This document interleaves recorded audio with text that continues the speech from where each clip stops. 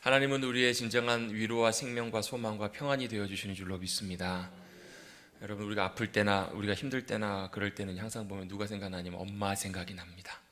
엄마 품, 또 우리가 돌아가야 될 그곳으로 돌아가는 것. 여우도 죽을 때는 그 머리를 고향으로 향한다라는 얘기처럼 우리는 항상 돌아가야 될 곳이 있습니다. 그곳이 우리 원래 있어야 되는 곳이고, 그곳이 우리가 새롭게 되는 곳이고, 우리가 온전케 되는 귀한 곳이라면, 여러분, 주님 품에서 참된 주님이 주시는 위로와 소망과 힘을 얻으시는 우리 모두가 되시기를 주님의 이름으로 축원합니다. 주님 언제든지 말씀하시거든요. 수고하고 무거운 짐진 자들아 다 내게로 오라. 내가 너희를 쉬게 하리라. 평안케 하리라. 여러분, 우리 일상은요, 항상 우리 일상 시간들은 24시간 정신없이 돌아가요. 진정한 평안은 주님 품에만 있음을 잘 기억하시고, 주님 품에서 주시는 참된 위로와 평안을 풍성하게 누리시는 저와 여러분 되시기를 간절히 바랍니다. 찬송가도 그런 찬송이 있잖아요. 주의 친절한 팔에 안기세. 그 크신 팔에 안기세. 팔에 안기셔서 주님의 놀라운 위로와 새 힘을 얻으시는 우리 모두가 되시기를 간절히 바랍니다. 여러분, 별것도 아닌 것처럼 보이는 그 바이러스 하나가 온 세상을 다 뒤집어 놓고 있죠. 여러분, 코로나 바이러스 보이세요? 눈에 보이지도 않아요. 저희 애들이 좀 벌레를 좀 무서워하거든요. 어제 저녁에 제가 밥을 먹으러 집에 들어갔더니 뒤에서 애들이 보다가 갑자기 소리를 질러요. 왜 그런가 봤더니 제 등에 벌레가 하나가 붙어 있었나 봐요. 집이 난리가 났어요. 집이 무너진 것처럼 막 소리를 지르고 난리예요. 도대체 무슨 일이야 물어봤더니 아빠 등에 벌레가 붙어 있대요. 제가 항상 벌레를 보고 무서워하는 아이들을 보면서 그렇게 얘기를 해줍니다. 야, 벌레가 니보다 커? 벌레가 니보다 세? 여러분, 어떻게 보면요, 별것도 아닌 것처럼 보이는 작은 존재에도 여러분 두려워하고 무서워하는 게 우리 인생이고요. 여러분, 무서워하고 두려워할 뿐만 아니라 그 작은 것, 아무것도 아닌 것들이 여러분 세상을 뒤집어 놔을 때 우리는 할 수 있는 것이 아무것도 없는 존재임을 우리는 깨닫게 돼요. 여러분, 세상을 놓고 보면요, 세상에 참 크고 위대한 많은 것들이 있어요. 여러분, 어떤 분이 그러시더라고. 우리 인류가 관측한 가장 멀리 있는 별 중에 하나가 뭐냐면 200억 광년 후에 있는 멀리 있는 별이래요. 얼마요? 200년 살아보셨어요? 200억 년도 아니고 200억 광년이래요. 미칠 광자가 아니라 빛이 갈 수 있는 거리. 200억 광년 간 거리에 있는 별을 측량을 했대요. 그러니까 사람이 믿지는 못하겠어요. 저도 가보지도 못하고. 여러분, 200억 광년 전에 여러분 빛이 출발해서 우리에게 왔으면요, 그 별이 지금 있는지 없는지도 몰라요. 그렇잖아요. 빛이 그때 비추었는데 200억 광년 지나면서 사라졌는지 없어졌는지 커졌는지 작아졌는지 누가 알아요? 여러분, 그게 우주인데요, 우리가 측량한 그 우주보다 우주가 더 넓잖아요. 더 크잖아요. 여러분, 그 앞에서 여러분, 우리 인간이라고 하는 존재는 그 우주의 그 큰 앞에서, 위대함 앞에서, 세상의 위대함 앞에서 여러분, 우리가 할 수 있는 것이 생각보다 별로 없어요. 아니요, 가면 갈수록, 인생의 시간이 지나면 지날수록 아주 작은 것에서도 우리가 아무것도 할 수 없는 존재임을 사실을 우리는 많이 느끼게 돼요. 그렇지 않나요, 여러분? 제가 무슨 얘기하는지 여러분 잘 이해가 되세요 지금? 그렇잖아요, 여러분. 세상이 움직여지는 게 여러분 아주 작은 바이러스 하나 때문에 여러분 세상이 좌지우지되고 들었다 다 되잖아요. 그렇게 놓고 본다면 사실 우리는 어떤 의미에서 보면 우주의 먼지보다도 못한 존재이지 않냐는 거예요. 그렇잖아요. 바이러스 하나도 함부로 마음대로 못하는데, 물론 백신이 개발되면 나중에 이길 수 있겠죠. 그런데 정말 아무것도 아닌 존재라면 사실 우리의 인간의 존재와 가치와 의미가 아무것도 아닌 인간이고 가치냐는 거예요. 그것은 어떤 한 분이 나와가지고 그러더라고, TV에서. 그것은 아니지. 여러분, 그것은 아니잖아요. 왜요? 성경이 그렇게 말씀하고 있어요. 성경이 뭐라고 말씀하시냐면, 우리 인간과 존재를 하나님께서 만드셨을 때 그런 작은 아무것도 아닌 존재로 만드신 것만은 아니라는 거예요. 그렇게 끌려가고 시달려가고 아무것도 아닌 존재로 만드신 것이 아니라, 주님이 우리를 만드실 때는 온 땅을 다스리고 통치하고 하나님의 권세와 능력으로 모든 것들을 다스리도록 주님이 만드셨다라는 거예요.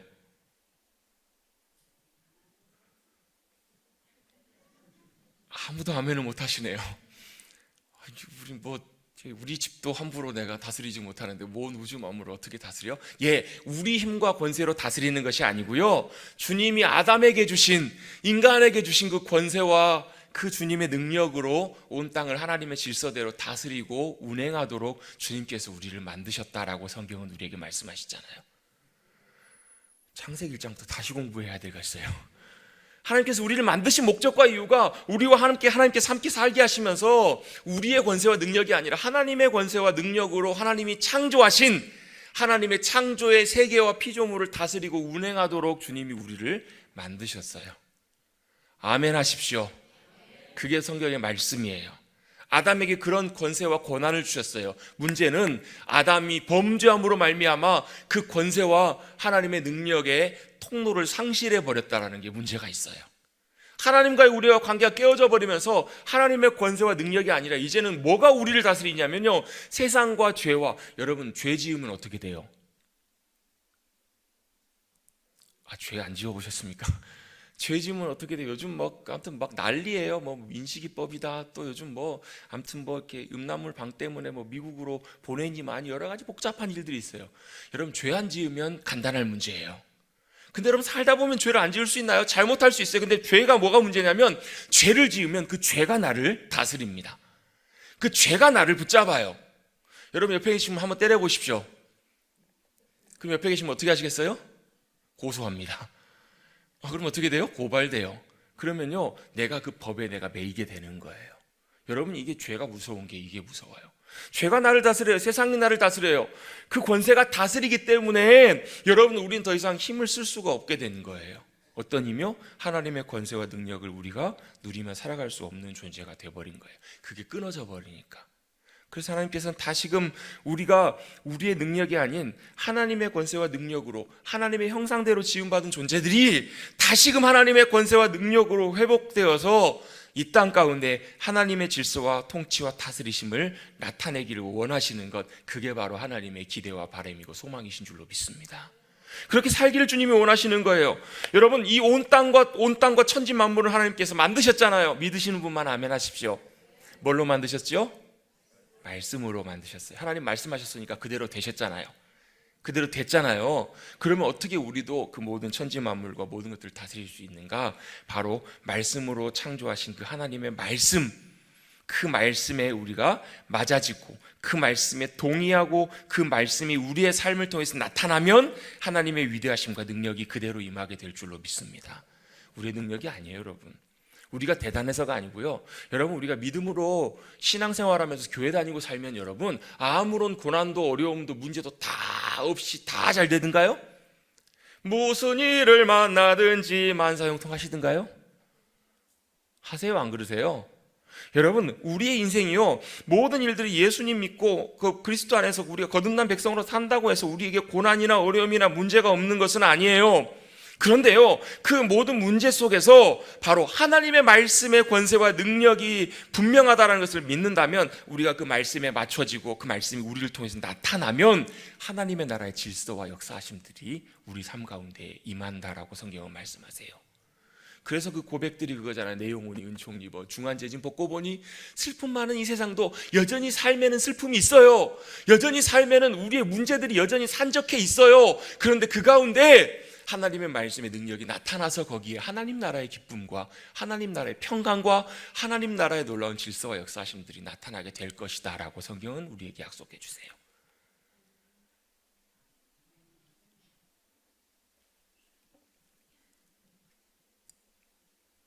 제가 얼마 전에 그 인터넷에서 우연찮게 뭘 하나 보게 됐는데요, 그게 뭐였냐면 깍두기 담그는 것을 어떤 분이 이제 설명해 주는, 간단하게 이렇게 담그시면 됩니다. 이제 정확하게는 깍두기가 아니라 그 석박지라고 하잖아요. 그 무 이렇게 승성승성 썰어가지고 이렇게 적절하게 버무려가지고 우리 간단하게 익혀서 먹을 수 있는, 그걸 간단하게 할 수 있는 것을 설명해 준다고 해서 봤더니 진짜 간단해요. 그래서 제가 어떻게 했을까요? 제가 또 직접 가가지고 해봤습니다. 그랬더니 어떻게 해요? 그분이 그래요. 그러면서 그대로만 하면 맛 보장합니다. 그래서 제가 어떻게 했을까요? 그대로 했어요. 그랬더니 어때요? 나름 먹을만 하더라고요. 그래서 무려 제가 지금 3번째 해보고 있습니다. 여러분, 그렇다고 해서 저희 집에 와가지고 그거 한번 맛보자고 맛있다고 내놓으라고 그 정도까지는 아니고요. 그냥 먹을만은 합니다. 여러분, 중요한 조건이 있어요. 뭐예요? 제 마음대로 해서는 안 돼요. 어떻게 해요? 그 사람이 얘기해 준 대로 그 레시피대로 그 방법대로 그대로 하면 맛은 그 사람이 해준 대로 책임집니다. 그렇죠, 여러분? 내 마음대로 해버리면 되지 않잖아요, 여러분. 요리도 그렇고요, 우리의 인생의 삶의 걸음도 마찬가지예요, 여러분. 우리의 삶의 방식도 내 마음대로 한다고 여러분 하나님의 나라와 역사와 인도하심들이 나타나지 않아요. 여러분, 하나님께서 우리의 삶을 천국의 복된 인도하심으로 평안함으로 인도해 주십니다. 오늘은 다 아멘 안 하시기로 작정하신 것 같아요. 아멘 한다고 되는 게 아니고요, 믿고 아멘 한다고 되는 것이 아니라 어떻게 해요? 말씀하신 그대로, 레시피대로 그대로 따라가야 그 기쁨과 평안과 은혜가 임하는 것처럼, 마찬가지로 하나님께서는 하나님의 나라와 하나님 나라의 질서와 평안과 놀라운 것들을 나를 통해서 나타나길 원하시는데, 그것이 얼마나 놀랍고 귀하고 복된 것임을 주님은 알게 하길 원하시는데, 그렇게 되려면 뭐 해야 된다는 거예요? 우리의 삶과 우리의 고백과 우리의 모든 생각 속에 하나님의 말씀의 역사하심과 일치하는 그 역사가 있어야 된다는 거예요. 맞아떨어지는 일들이 있어야 된다는 거예요. 그럴 때 어떤 역사가 벌어지는가? 죽은 나사로를 향해서도 주님 뭐라고 하세요? 나사로야 나오너라 말씀하실 때 무덤을 열고 나오는 놀라운 죽은 자가 살아나는 역사들도 경험케 되게 하여 주실 줄로 믿습니다. 그게 바로 주님께서 이 땅에서 우리에게 주시기를 원하신 하나님의 말씀의 능력과 역사하심이에요. 여러분, 우리가 그리스도인으로 예수님 믿고 살아가면서 여러분이 말씀의 은혜와 능력을 경험하지 못하고 살아가면 여러분 신앙생활하기가 참 힘들어요. 왠지 아세요? 이게 안 되면 다른 것이 나를 이끌고 가고 다른 것이 나를 흔들고 다른 것이 나를 무너뜨리기 때문에 휩쓸려 살아가요. 여러분 세상에 이렇게 정신 없으시니까 정신 없으시죠? 안 그러세요? 어떻게 해야 되나, 무엇을 해야 되나 정말로 복잡해요. 사실 오늘 제가 이 말씀을 이렇게 준비하게 된 이유가 있습니다. 원래는 이 말씀이 아니고요, 원래는 가정의 달을 마무리하면서 가정에 대한 의미들을 좀 함께 좀 나눠보려고 그렇게 제가 사실은 말씀을 주초부터 준비를 하고 있었어요. 요즘 뭐 끝난 드라마지만 유명한 드라마 있잖아요. 무슨 세계라고. 여러분 보신 분도 계시죠? 무슨 세계? 부부의 세계인가요? 저는 보진 않았지만 이제 뭐 인터넷 내용과 제목을 보면서 그 대사가 이렇게 눈에 들어오더라고요. 뭐냐면 사랑한 죄밖에 없다고. 내 죄라면 그 남자 제 주인공이 나 잘못은 사랑한 게 무슨 죄가 되냐고. 혹시 보신 분 정확한 대사를 좀 말씀해 주십시오. 뭐죠? 사랑한 것밖에 죄가 없다. 사랑한 게 하여튼 그런 거예요. 여러분 뭐가 문제예요, 여러분?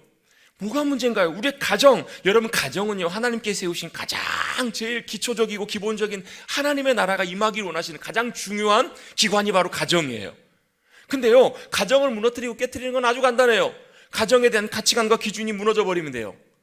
살다가 그냥 이렇게 살 수도 있지, 내 마음대로 할 수 있지, 내가 결정하고 내가 살다가 마음에 안 들면 헤어질 수 있지. 여러분 이게 아니잖아요. 왜요? 이건 우리의 기준이지 하나님께서 처음 가정을 만드실 때, 우리의 삶을 모델하실 때 원래 만드셨던 의도가 아니잖아요. 혼자 살아보니까 살만해요. 요즘 여러분 결혼하기가 참 쉽지가 않잖아요. 갈수록 그렇잖아요. 결혼하는 게 참 쉽지가 않아요. 사람 만나는 것도 어렵고 결혼 준비하는 것도 어려워요. 혼자 지내다 보니까 나름대로 내가 혼자 살고 내가 혼자 벌어서 내가 하고 싶은 거 마음껏 살다 보니까 별로 부족함이 없어요. 결혼 안 해도 되겠구나. 여러분이 결정을 내릴 때요 무슨 기준으로, 무슨 판단의 기준으로 이걸 하냐는 거예요. 결정의 기준이 나잖아요. 그걸 여러분 하나님의 기준, 성경과 하나님의 뜻대로 맞춰보지 않으면 절대로 나는 만족할지 모르지만 거기에 하나님의 나라의 역사와 인도하심과 하나님이 함께 하시면 함께 할 수가 없다라는 거예요. 여러분 이런 가치관들이 여러분 도처에 많이 우리 가운데 여러분 가득하고 있어요. 우리가 살아가는 것, 우리의 행동, 우리의 가치관, 판단, 그 모든 것 위에 결국은 내 가치관, 내 판단대로 살아가다 보면 결국은 누가 나를 끌고 가냐면 내가 끌고 가고요, 결국은 세상이 나를 끌고 가요. 세상이 나를 이끄는 대로 그대로 끌고 가요. 근데 여러분 하나님께서는 그렇지 않으세요. 하나님께서는 여전히 우리가 하나님이 이끄시고 인도하시는 하나님의 귀한 복된 자녀가 되길 원하시는 줄로 믿습니다. 이게 바로 하나님의 의도라는 거예요. 여러분 같이 한번 고백해 보겠습니다. 하나님은 나를 사랑하셔서 말씀하십니다. 여러분 저는요 안 그러려고 그러는데 저희 애들한테 저도 요즘 이래요. 야 이어폰 좀 그만 꽂아, 어깨 좀 펴. 저 어렸을 때 많이 들었던 말이거든요. 왜 그렇게 얘기해요? 요즘 애들 보면, 저희 큰애도 보면 항상 귀에다가 뭘 꽂고 있어요. 이어폰 꽂고 뭐 듣고 있어요. 귀에 안 좋잖아요. 그래서 뭐 하는 거예요 제가? 잔소리 하는 거잖아요, 잔소리. 어깨 이렇게 항상 구부리고 있으니까 보기 싫으니까 나중을 위해서라도 또 여러분 이게 어깨가 이게 모든 게 허리랑 다 연결이 되잖아요. 저도 경험해 봤기 때문에 알잖아요. 그래서 뭐예요? 얘야 어깨 좀 펴. 이러면 얘가 듣고 싶어요, 안 듣고 싶어요? 뭘 듣듯이 들어요? 잔소리로밖에 안 듣잖아요. 근데 여러분, 잔소리는 왜 하나요? 관심 있으니까, 사랑하니까, 그게 아니라고 생각하니까 그렇게 하지 말라고 하는 소리가 잔소리 아닌가요? 여러분, 그 잔소리 안에는 뭐가 담겨 있냐면 사랑과 애정과 관심이 담겨 있잖아요. 여러분, 하나님께서 사랑하시기 때문에 때때로 하나님 말씀하시는 그 소리가 우리에게 잔소리처럼 들릴 때도 있어요. 듣기 싫고 불편하게 들릴 때도 있어요. 그런데 그 소리가 바로 다 자녀에게 유익한 거예요. 여러분, 부모가 하는 잔소리가 자식에게 다 유익할까요? 안 할까요? 이제 좀 더우시죠? 그쵸? 이제 막 좀 후덥지근하고 그러니까 저도 좀 더워지는 것 같아요. 이제 곧 벌써 이제 냉방을 조금씩 있으면 해야 될 것 같아요. 다시 돌아옵니다. 부모가 자식에게 하는 그 소리가, 여러분, 잔소리가, 사랑해서 하는 소리가 자녀에게 다 유익할까요? 안 할까요? 자기 욕심도 있어요.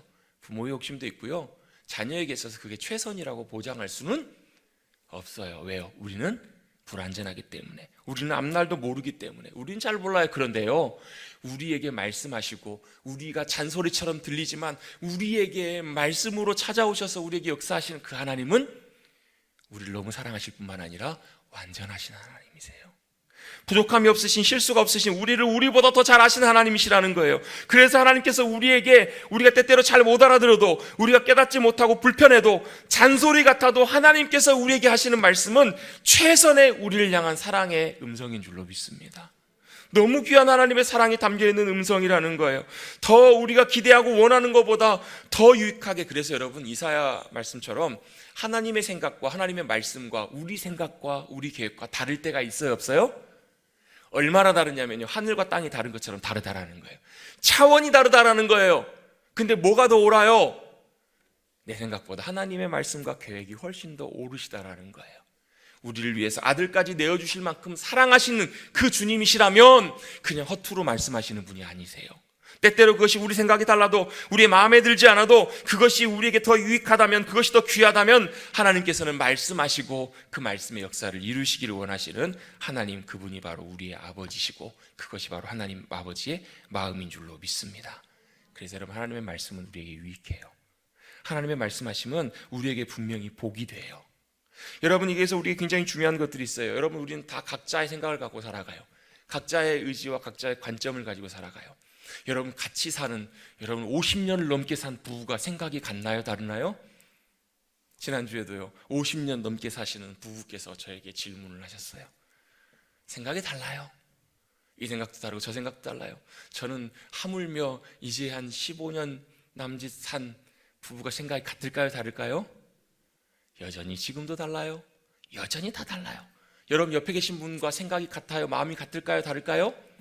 다 달라요. 생각과 가치관과 관점이 다 다르게 살아가요. 그러면 어떤 게 옳아요? 어떻게 살아야 돼요? 그러면 여러분, 다 각자 자기 마음대로 살면 되나요? 여러분, 각자 자기 살고 싶은 대로 다 살면 돼요? 안 돼요? 각자 살게 되면요, 그 인생은 내가 책임지고 살아가겠다라는 의미예요.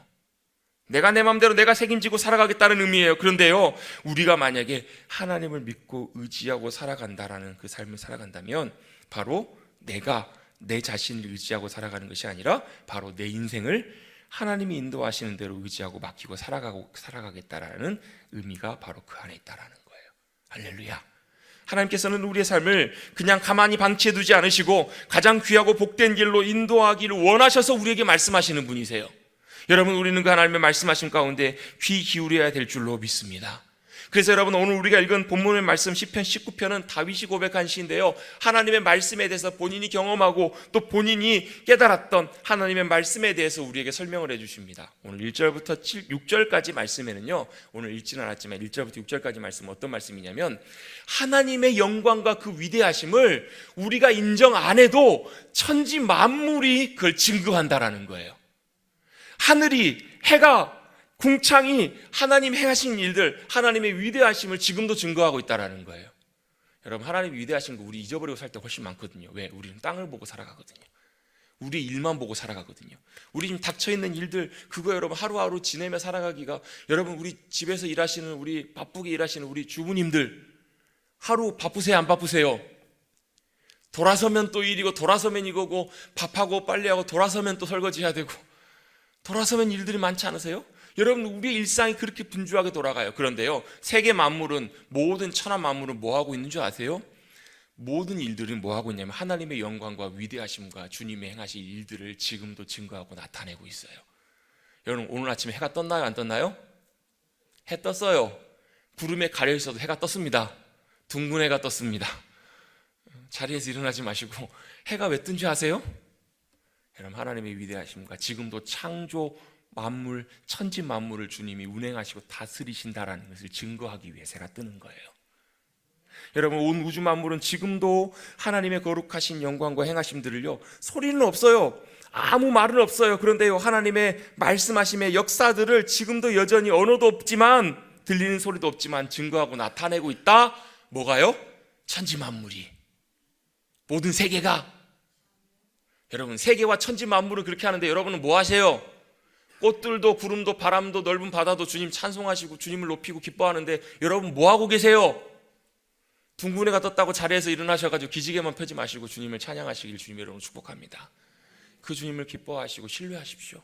아, 그렇군요. 그 주님 아버지 하나님이 여전히 온 천하 만물을, 세계와 역사와 모든 시간들을 지키시고 인도하시고 운행하고 계신다면 우리의 삶도 내 걸음도 선하게 인도하실 것을 믿을 수 있기 때문에, 그래서 주님을 찬송하며 기뻐할 수 있기 때문에, 여러분 1절부터 6절까지 말씀의 고백에 보면 그 하나님의 영광과 위대하심과 능력을 천지 만물이 찬양하고 있다라고 다윗은 이렇게 고백하고 있어요. 그리고 나서 이어서 7절부터 이어지는 말씀에 보면 7절부터 10절까지 말씀은 그 말씀의 놀라운 역사, 천지 만물을 운행하고 역사하는 그 말씀은 이러하더라 이렇게 설명하고 있어요. 총 사실 8가지가 나오는데요, 이건 사실 다 어떻게 보면 간단하게 말씀을 드리면 여호와의 율법은, 여호와의 증거는, 여호와의 교훈은, 이것들은 다 뭐 하는 거냐면 하나님의 말씀을, 다른 하나님의 말씀의 특성들을 설명해 주고 있는 거예요. 예를 들면요, 하나님의 말씀을 하나님의 율법이라고 표현할 때는요, 이 율법은 무슨 의미냐면 방향을 제시하는 거예요. 방향을 보여주는 거예요. 여러분, 어디로 가야 될지 여러분 아세요? 모르세요? 여러분, 예배 끝나고 어디 가실래요? 집으로 가셔야죠. 집으로 가는 게 여러분의 방향이에요. 여러분, 집에 가서 뭐 하실래요? 식사하셔야죠. 식사하고 뭐 하실래요? 그냥 그렇게 사실래요?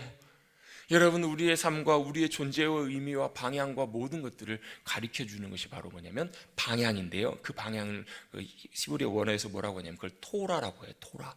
토라는 겨냥하다라는 거예요. 관역을 보여주는 거예요. 아, 싸워야 되는데 누구에게 싸울 줄을 몰라요. 여러분, 제가 안타까운 얘기이기도 하지만요, 제가 예전에 군 입대했을 때, 제가 군 입대하기 직전에 어떤 일이 있었냐면 강릉 무장공비 사건이 터졌거든요. 사고가 한 100여일 정도 작전을 이제 현장에서 나가서 현장 싸우는데, 그때 우리나라 국군이 한 36명인가 제가 기억하기로는 이제 희생을 당했어요. 근데 알게 모르게 적 탄에 의해서 희생된 그 병사들보다 작전을 수행하다가 우리 아군의 탄에 의해서 희생된 경우가 훨씬 많다라고 제가 들었어요. 왜 그래요? 전쟁 나면요 진짜 무서워요. 그래서 총을 쏘면 어떻게 쏘냐면 이렇게 안 쏘고 이렇게 쏜대요. 실제로 그렇대요. 총을 쏘면 이렇게 쏘기 때문에 피아를 구별하지 못하고 어떤 경우 보면 소리만 나도 쏴버리고요, 무서우니까 쏘는 그런 경우들이 실제로 많이 있었다라는 거예요. 여러분, 전쟁에 승리하기 위해서는 어디에 쏴야 되고 무엇을 위해 쏴야 되는지 목적지와 방향이 분명해야 돼요. 여호와의 율법은, 이 율법이라는 말은요 방향을 보여준다라는 거예요. 어디로 향해야 되는지를 분명히 알게 해주는 것이 바로 하나님의 말씀이라는 거예요. 여러분, 이렇게 8가지로 말씀을 설명해요. 여호와의 증거, 여러분 증거는 뭐예요? 여러분 증거가 뭐예요? 증거? 확실하다는 거예요. 여러분, 이 증거가 확실하면 어디 가서나 큰 소리 칠 수 있습니다. 이 증거가 확실하면 누구와 시비가 붙어도 이깁니다. 이 증거가 확실하면 재판이 일어나도 확실하게 이겨요. 이 증거는 변치 않는 분명한 사실에 입각한 분명한 거란 얘기예요. 하나님의 말씀은 이 증거가 돼요. 우리에게요. 변치 않는 확실한 능력이 된다는 거예요. 또 여호와의 교훈은 바로 뭐냐면 우리의 삶 가운데서 어떤 일들을 결정하거나 판단해야 될 때 가장 적합한 것들을 우리에게 알게 해주는 것이 교훈이라는 거예요. 또 하나님의 말씀을 뭐라고 표현하고 있냐면 하나님의 계명이라고도 표현해요. 하나님의 계명은 우리가 듣고 따라가야 될 것, 판단해야 될 것들, 그것들을 우리에게 말씀해 주시는 거예요. 그것뿐만 아니라 여호와를 경외하는 여호와의 법, 또 이렇게 8가지로 총 하나님의 말씀을 설명하고 있는데요, 이건 뭐냐면 단 한마디로 간단하게 말씀드려서 하나님의 말씀이라고 표현할 수 있어요. 하나님의 말씀은 이런 성격들이 있다, 그래서 그 말씀이 어떻다라고 말씀하냐면 7절부터 보시면 이렇게 설명해요. 7절에 여호와의 율법은 완전하다라고 말씀해요. 퍼펙트하다라는 거예요. 하나님의 말씀은 완전하다, 흠이 없다, 흠잡을 것이 없다, 조금도 문제가 없는 완전한 것이라는 얘기예요. 또 하나님의 말씀은 어떻다고요? 확실하다라는 거예요. 확실해. 그리고 하나님의 말씀이 어떻다라는 거예요? 정직하다. 하나님의 말씀이 또 순결하다. 하나님의 말씀을 정결하다. 하나님의 말씀이 진실하다. 이렇게 쭉 하나님의 말씀을 설명을 해주고 있어요. 자, 이것도 이제 좀 살펴볼 텐데요. 이제 이게 이것도 중요하지만 이것뿐만 아니라 하나님의 말씀이 이러하기 때문에 우리의 삶에 하나님의 말씀이 역사하면 이렇게 된다. 이것들이 또 뒤에 보면 나와요. 자, 한번 볼까요? 여호와의 말씀, 여호와의 율법은 완전하여 어떻게 된다고요? 영혼을 소생시킨다라는 거예요. 여호와의 증거는 확실하여 우둔한 자를 지혜롭게 한다라고 말씀하세요. 또 여호와의 말씀 교훈은 정직하여 마음을 기쁘게 하고 여호와의 계명은 순결하여 눈을 밝게 한다. 자, 여기까지만 한번 볼게요. 자, 간단하게 정리합니다. 앞에 부분은 하나님의 말씀이라고 생각한다면요, 하나님의 말씀은 완전하고 확실하고 정직하고 순결해서 자, 이런 특성들이 있다라는 거예요. 그래서 결론이 말씀이 역사할 때, 우리가 말씀 안에 들어갈 때, 말씀을 경험할 때 어떤 일이 경험하게 되냐면 우리의 영혼이 솟게 된다라는 거예요. 여러분, 우리의 영혼이 솟게 된다는 얘기는 뭐냐면 우리의 영혼이 살아난다라는 거예요. 우리의 영혼이 힘을 얻는다라는 거예요. 우리의 영혼이 일어난다라는 거예요. 여러분, 여기서의 하나님의 말씀은요, 우리의 심령 속에 들려주신 하나님의 말씀으로 내가 개인적으로 체험되어지는 거예요. 여러분, 하나님의 말씀은 성경에 다 기록이 되어 있어요. 그런데요, 하나님의 말씀은 살아있습니다. 운동력 있고 역사함으로 나타나서 이 말씀은 그냥 글귀로만 멈춰지는 것이 아니라 성령님의 조명하심과 인도하심 가운데 우리의 영혼을 비춰주시고 우리의 영혼에 그 말씀의 의미들을 깨닫게 해주시고 우리의 영혼에 콱콱 와닿는 하나님의 말씀으로 깨닫고 경험되어질 때가 있어요. 그게 바로 하나님의 살아있는 말씀을 경험하는 거예요. 그렇게 되면 어떤 결과가 나타난다고요? 우리의 영혼이 소생케 돼요. 우리의 영혼이 살아 일어나게 됩니다. 우리의 영혼이 힘을 얻게 돼요. 우리의 영혼이 낙심하고 좌절해 있다가도 번쩍 일어나게 되는 놀라운 역사를 경험하게 된다는 거예요. 우리의 영혼이 터치함을 힘입어요. 우리의 영혼에 놀라운 또 어떤 일이 벌어지냐면요, 우리의 영혼에 지혜가 생겨요. 우둔한, 여러분 한번 여쭤볼게요. 여러분, 지혜로우신 것 같으세요? 우둔하신 것 같으세요? 지혜롭다고 생각하시는 분들은 진짜 우둔한 겁니다.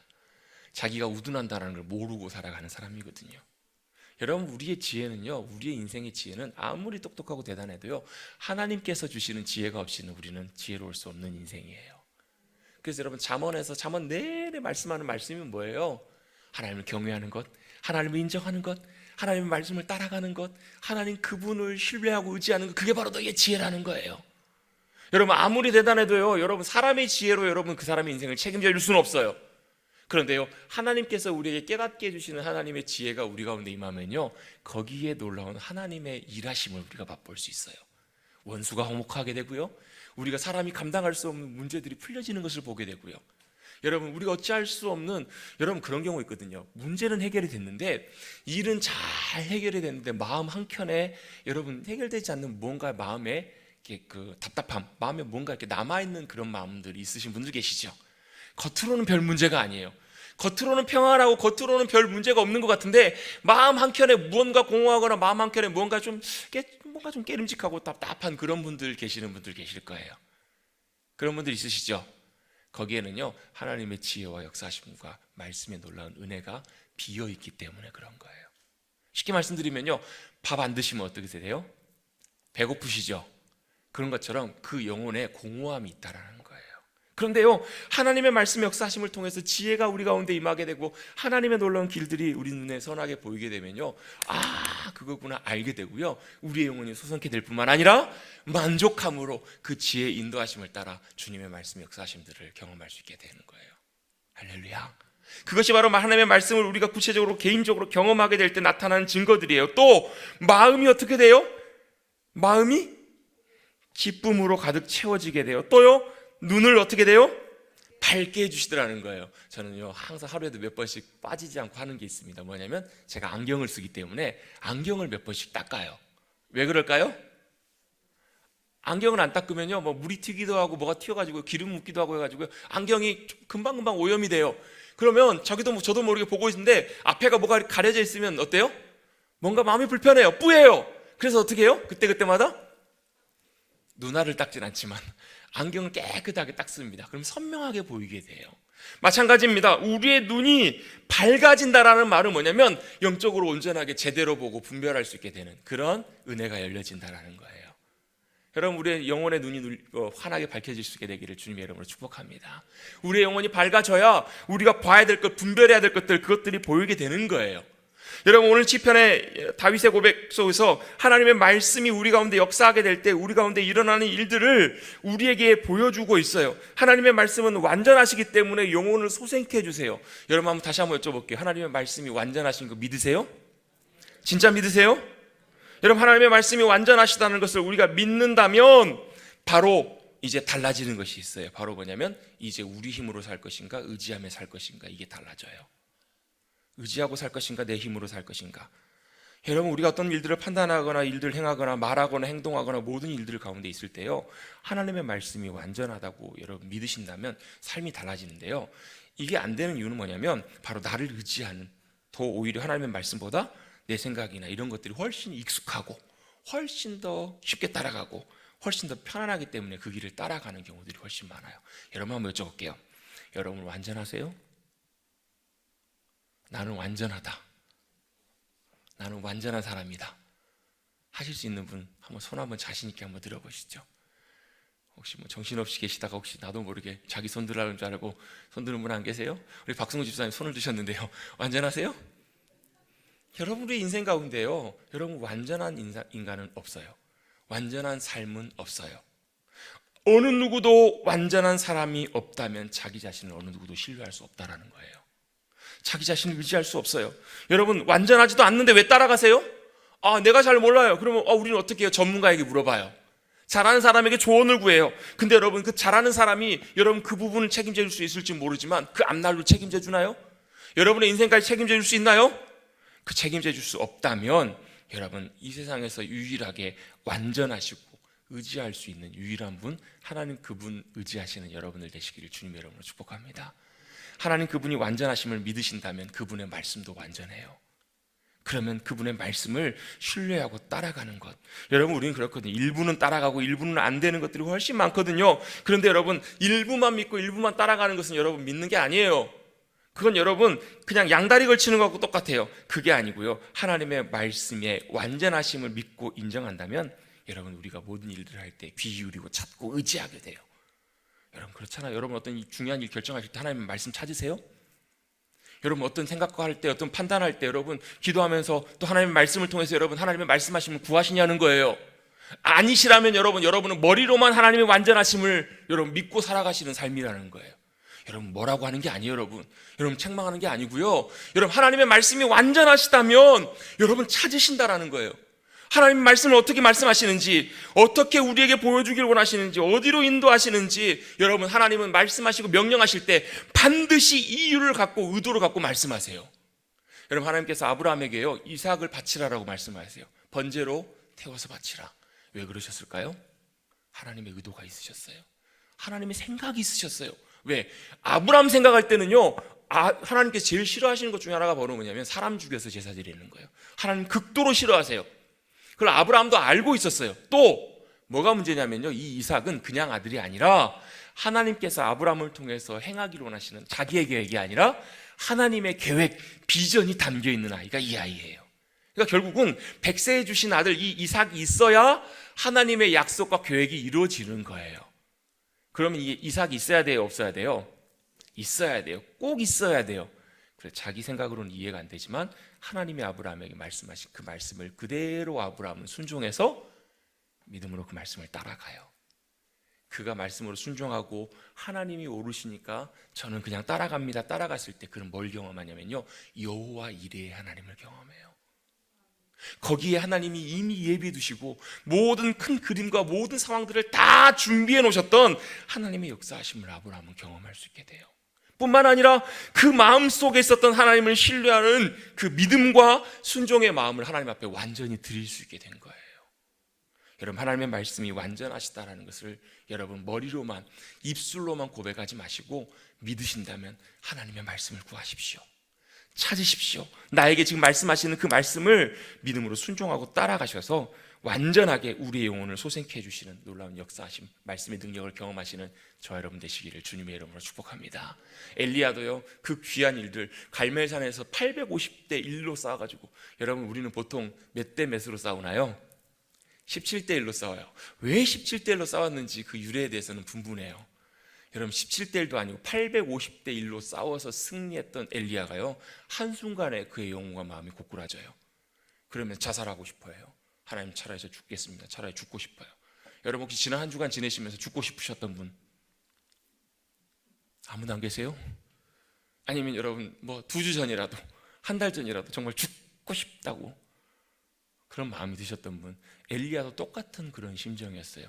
엘리야가 다시 일어날 수 있었던 이유는요, 그에게 찾아오셔서 그에게 말씀하시고 그 말씀이 신실하심을, 완전하신 하나님의 계획과 하나님의 놀라운 큰 그림을 엘리야에게 말씀해 주셨을 때 그 음성을 듣고 그 말씀을 듣고 엘리야가 다시 일어나게 돼요. 여러분 죽고 싶을 때는 하나님의 말씀이 필요합니다. 여러분 우리의 심령이 무너졌을 때, 우리의 심령이 쪼그라들었을 때는요, 그 심령을 소생시킬 수 있는 것, 완전하신 하나님의 말씀, 그 음성이 우리에게 들려야 될 줄로 믿고 사모하고 믿음 가운데 나가시는 저와 여러분 되시기를 주님의 이름으로 축복합니다. 때때로 하나님께서 일부러 우리 무너뜨리시기도 하세요. 때때로 우리의 영혼에게 큰 좌절과 어려움을 주시기도 하십니다. 그 과정이 있어야 하나님의 말씀이 온전하시고 우리에게 하나님의 말씀이 온전하게 필요함을, 그로 인해서 우리의 영혼에 솟게 되는 놀라운 역사를 경험할 수 있기 때문에, 여러분 주님께서 베드로를 처음 만나셨을 때 하셨던 말씀 기억나시죠? 베드로에게 뭐라고 말씀하세요? 깊은 데 가서 그물을 내려라. 주님, 제가 밤새도록 고기를 잡았지만 한 마리도 못 잡았지만 제가 말씀에 의지해서, 주님의 말씀에 순종해서 말씀대로 그대로 가서 제가 그물을 내려보겠습니다. 그랬더니 어떤 일이 벌어져요? 여러분 베드로에게서 중요한 것은요, 고기를 엄청나게 많이, 저 같은 경우는 고기 많이 잡은 것 때문에 신기해서 그럴지도 모르겠어요. 근데요, 베드로는 그 순간에요 뭘 경험하게 됐냐면 주님의 말씀이 완전하시고 오르십니다. 그걸 경험하게 된 거예요. 믿음으로 순종했을 때 놀라운, 내가 불가능하다고 생각했던, 내가 안 됐던 그 일 가운데 역사하시고 행하시는 그 하나님의 말씀의 놀라운 능력을 베드로는 경험하고 주님 앞에 엎드리게 돼요. 여러분 이 말씀의 놀라운 능력과 은혜와 역사하심들을 여러분 개개인이 누리시는 여러분 되시길 주님의 이름으로 축복합니다. 이거 여러분 제가 아무리 설교해도요, 아무리 여러분이 이 자리에서 동의해도요, 여러분 개개인이 하나님의 말씀을 실제로 경험하고 누리지 못하면 아무 의미 없어요. 여러분 제가 내년에 다시 설교를 해도, 아니요 한 주 후에 다시 설교를 해도요, 여러분 하나님의 말씀에 귀 기울이고 찾고 구하셔서 하나님의 말씀이 여러분의 삶 가운데 실제로 경험되어지고 주님의 말씀이 완전하십니다, 이거 여러분 개인적으로 못 경험하시면요, 이거 여러분 그냥 공허한 소리에 그칠 거예요. 그냥 오늘 듣고 돌아서서 잊혀져 버리는 소리에 끝날 거예요. 여러분 드십시오. 하나님의 말씀을 드십시오. 하나님의 말씀을 찾으십시오. 여러분 어렸을 때 많이 해보셨죠? 보물찾기. 여러분 하나님의 말씀은요 실제로 우리가 찾으셔야 돼요. 어떻게 해요? 밭에 감추인 보화를 찾는 것처럼. 여러분 만약에 누군가가요, 이 밭에다가 귀한 것을 숨겨놨어요. 여러분 가서 찾으실래요? 안 찾으실래요? 아마 포크레인 빌려와서라도 찾으실 거예요. 여러분 주님께서는 하나님의 말씀을 통해서 우리의 삶 가운데 진정한 안식과 평안과 놀라운 능력과 위로와 분별력과 지혜와 우리의 영혼의 기쁨이 넘쳐나게 하는, 그래서 사실 오늘 말씀의 결론은 이거거든요. 뭐냐면 10절 말씀해 보시면 10절 말씀에 금곧 순금보다도 사모할 것이며 꿀과 송이꿀보다 더 답니다. 이게 오늘 말씀의 결론이거든요. 여러분 오늘 이거 하나 정리하고 가십시다. 하나님의 말씀은 금보다 귀합니다. 꿀보다 더 답니다. 아멘? 아닌 것처럼 느껴져도 그렇게 그냥 여러분 믿으세요. 그냥 이건 인정하세요. 여러분 나중에 경험하게 되실 날이 올 줄로 믿습니다. 여러분 요즘은 금이 별로 그냥 그렇지만 요즘 하려면 하나님의 말씀은 다이아몬드 18캐럿 다이아몬드보다 더 귀하며, 여러분 다이아몬드, 여러분 그거보다 여러분에게 더 귀한 거 있으시죠? 있으세요? 없으세요? 있는 것 같기도 하고 없는 것 같기도 하고, 여러분에게 더 귀한 것보다 하나님의 말씀이 더 귀하시다라는 거예요. 또 꿀, 송이꿀, 요즘은 여러분 단 게 워낙 많아가지고요, 꿀이 별로, 저희 집에도 꿀이 있는데 애들 꿀 쳐다보지도 않아요. 저 어렸을 때 꿀 있으면 어떻게든지 가가지고 한 단지 열고 한번 먹어보려고, 꿀 없으면 어떻게 해요? 설탕 단지라도 가가지고 설탕이라도 한번 찍어 먹으려고. 제가 이런 얘기하면 전 도대체 어느 세대에 살았는지 다들 궁금해하시더라고요. 예, 저 70년대생입니다. 설탕 안 되면 여러분 막 옛날에 눈깔 사탕이라도 하나 물고 있으면 얼마나 기분이 좋아져요. 얼마나 그것이 달아요, 좋아요. 요즘 여러분 너무 단 게 많아서 그게 아닌데요. 여러분 지금도 여러분 눈깔 사탕 다 있어요. 여러분의 마음을 만족시키고 즐겁게 해주는 것들 있잖아요. 여러분의 마음에 기쁨을 주는 것들 있잖아요. 여러분 그걸 생각만 해도 기쁨이 넘치고 생각만 해도 여러분 마음이 좋아지는 것 여러분 다 있지 않으세요? 근데요, 그것보다 하나님의 말씀이 더 달다고 말씀을 하세요. 경험을 해보시면 알 거예요. 맛보시면 알 거예요. 저는 여러분 말씀의 그 은혜와 능력을 여러분 실제로 그 기쁨과 즐거움을, 그 귀함을, 사모함을 여러분 정말로 맛보시는, 개인적으로 누리시는 여러분들 되시기를 간절히 바랍니다. 그거 여러분 개인적으로 내가 누리며 살아가는 것이 너무너무 중요해요. 남의 말씀이 아니라 성경에 기록되어 있는 것이 아니라 그게 진짜인가 아닌가는 여러분 내가 먹어봐야 알아요. 여러분 먹으면요, 그걸 어떻게 하는가? 여러분 밥 먹으면요, 몸에 좋은 거 먹으면 몸이 반응해요, 안 해요? 반응해요. 제가 몇 년 전쯤인가요, 한 분이 저에게 이렇게 사무실로 뭘 가지고 오셨어요. 그래서 목사님 이거 좀 드세요. 뭐예요? 그랬더니 약이래요. 하루에 한 알만 드세요. 한 알씩 먹으라고 이렇게 저에게 주시더라고요. 그래서 그게 뭐냐고 여쭤봤더니 그게 뭐냐면 공진단이라는 약이에요. 한 20몇 알 정도. 공진단 들어보셨어요? 들어보셨죠? 공진단이라는 약을 주시는데요, 제가 진짜 신기한 경험을 했습니다. 그 약을 하루인가 이틀인가만 먹기 시작했는데요, 머리가 맑아지더라고요. 그리고 그저 얼마 전까지 막 피곤하고 그래서 머리도 뿌옇고 막 이랬던 게요, 그 약을 먹으니까요 머리가 선명해지고 맑아지고, 이야, 이렇게 시험 보면 시험 100점 맞겠더라고요. 진짜로 그래요. 물론 이제 뭐 오래 먹으니까 이제 그 약효가 처음만큼은 아니었지만, 여러분 그래요. 우리의 몸에도요, 몸에 좋은 걸 먹으면 몸에 반응합니다. 근데요, 하나님의 말씀을 실제로 내가 읽고 집어넣고 경험하고 묵상하고 내 몸속에, 내 영혼 속에 들어오기 시작하면요, 뭐가 반응하냐면 우리의 영혼이 반응합니다. 우리의 영혼이 그걸 알아요. 그래서 우리의 영혼이 일어나기 시작해요. 우리의 영혼이 기쁨으로 채워지고 평안으로 채워지고 소망으로 채워지는 놀라운 역사가 말씀을 우리가 먹을 때 나타나는 일들이에요. 그래서 여러분 하나님의 말씀을 드십시오. 하나님의 말씀을 찾으십시오. 여러분 읽으세요. 안 되면요. 그리고 하나님의 말씀 가운데, 우리 가운데 주님께서 주시는 말씀과 역사하심들을 경험하세요. 제가 군대에 있을 때, 처음에 훈련소 입사했을 때 처음으로 저희 아버지 편지를 받아봤어요. 아버지가 마음을 담아서 쓰신 편지에 구구절절하게 아버지의 마음을 다 표현해 주신 편지를 읽고 얼마나 그게 힘이 되든지요. 그리고 나서 편지 맨 말미에 이렇게 쓰셨더라고요. 욥기 23장 10절 말씀을 써서 보내주셨어요. 이 말씀에 이렇게 기록이 되어 있어요. 나의 가는 길을 오직 그가 아시나니. 제가 그때요 뭐라 그랬냐면, 제가 그 순간에 어디로 자대 배치를 받을지, 어떻게 군생활을 하게 될지, 앞으로 어떻게 될지 정말로 막막하잖아요. 염려가 되잖아요. 두려움이 되잖아요. 근데 그 말씀이 들려지더라고요. 나의 가는 길을 하나님이 아시나니, 그가 아시나니, 나를 단련하신 후에는, 나를 연단하신 후에는 내가 순금처럼 정금같이 나오리라. 내가 지금 군생활을 하고 훈련소 시간을 지나고 내가 지내야 되는 모든 시간들이 주님이 저를 어떻게 하시는 시간이라고요? 연단하시고 단련하시는 시간이라고요. 그래서 그 시간이 지났을 때 순금처럼 정금처럼 귀하게 인도해 줄 거라는 그 말씀을 통해서 하나님께서 제게 말씀해 주신 음성을 듣고 얼마나 큰 힘과 위로를 받았는지 몰라요. 여러분 어떤 분들은요, 두려워하지 말라, 내가 너와 함께함이니라, 놀라지 말라, 나는 너의 하나님이 됨이니라, 참으로 내가 나의 의로운 오른손은 너를 붙들리라 말씀하시는 이 말씀 붙잡고 역사하시는 하나님의 말씀의 은혜를 경험하신 분도 계세요. 여러분 무궁무진한 하나님의 말씀을 통해서 우리에게 각자에게 말씀하시는 하나님의 말씀을 맛보시고 누리셔서 그 말씀이 얼마나 달고 귀한지, 얼마나 귀하고 복된지를 맛보며 누리시며 나가시는 저와 여러분 되시기를 주님의 이름으로 축원합니다. 그렇게 말씀을 누리며 맛보며 살아가게 될 때요, 우리의 삶은 그 말씀 위에 견고하게 세워지게 될 거예요.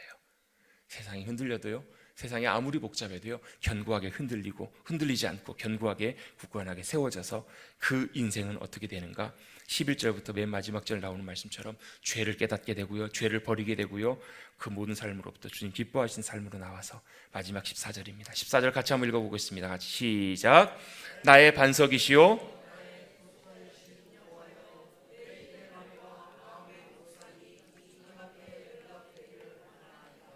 아멘. 내 생각도 내 말도 내 행동도 내 삶도 주님이 기뻐 받으시고 기뻐하시고 함께 하시는 복된 삶으로 우리의 삶이 드려지게 될 줄로 믿습니다. 여러분, 하나님께서 기뻐하시고 하나님께서 눈여겨보시면요, 그 인생은 이제 그걸로 된 거예요. 아무리 앞에 아무것도 안 보여도 여러분, 그 인생은 하나님께서 가장 선하고 복된 길로 책임져 주시고 인도해 주심을 믿고 의지하시고 주님 말씀 붙잡고 나가시는 저 여러분 되시기를 주님의 이름으로 축복합니다. 기도하겠습니다. 하나님 아버지, 감사합니다. 오늘도 주님을 예배하는 귀한 자리로 나오게 해주시고 다윗의 고백, 하나님의 말씀 앞에 저희를 세워주셔서 하나님의 말씀의 완전하심, 또 위대하심, 우리 하나님의 말씀이 우리에게 얼마나 귀하고 복된 것인지를 다시 한번 돌아보게 하여 주시니 감사를 드립니다. 주님, 여기에 고개 숙인 주님의 백성들 가운데 지금 주님의 도우심과 은혜가 필요한 분들이 있습니다. 육신의 연약함 때문에 또 주님의 치유와 역사하심이 필요한 분도 있고, 또 일의 여러 가지 복잡한 일들 때문에 또 앞이 보이지 않아서 또 여러 가지 힘들고 어려운 상황들 때문에 지금 주님의 도우심과 은혜가 필요한 분들도 있습니다. 주님의 말씀 붙잡게 하여 주시고 주님 말씀 사모하게 하여 주시고 찾고 구하게 하여 주셔서 우리의 삶 속에 지금 말씀하시고 역사하시는 그 주님의 말씀이 우리의 심령 속에 들려지고 우리의 심령 가운데 역사하여서 우리의 영혼을 소생케 하며 우리의 영혼을 평탄하게 하며 기쁨이 넘치게 하며 분별력 있는 지혜로 살아가는 귀한 백성들이 될 수 있도록 말씀의 능력을 경험하는 우리 모두가 되게 하여 주시옵소서. 놀랍게 인도하시고 함께해 주실 것을 믿고 의지하오며 이 모든 말씀 거룩하신 예수의 이름으로 간절히 기도드리옵나이다. 아멘.